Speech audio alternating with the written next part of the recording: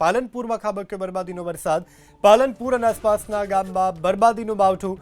ગાજવીજ સાથેના માવઠાથી ખેડૂતોના જીવ તાળવે ચોંટ્યા છે. હવામાન વિભાગની આગાહી અનુસાર પાલનપુરમાં આ બરબાદીનો વરસાદ અત્યારે ખાબક્યો છે, જેને કારણે પાલનપુર અને આસપાસના વિસ્તારમાં ખેડૂતોના જીવ તાળવે ચોંટી ગયા છે. ભર ઉનાળે ચોમાસા જેવો માહોલ, વાતાવરણમાં પણ ઠંડક પ્રસરી ચૂકી છે. ત્યારે આ બરબાદીનું માવઠું ખેડૂતો માટે ચિંતાના વાદળો સમાન સાબિત થઈ રહ્યું છે, કારણ કે વિવિધ પાકો પર આ અસર વિપરીત સાબિત થઈ રહી છે વરસાદની. પાલનપુરમાં ખાબક્યો બરબાદીનો વરસાદ. પાલનપુર અને આસપાસના ગામમાં બરબાદીનું માવઠું. ગાજવીજ સાથેના માવઠાથી ખેડૂતોના જીવ તાળવે ચોંટ્યા છે.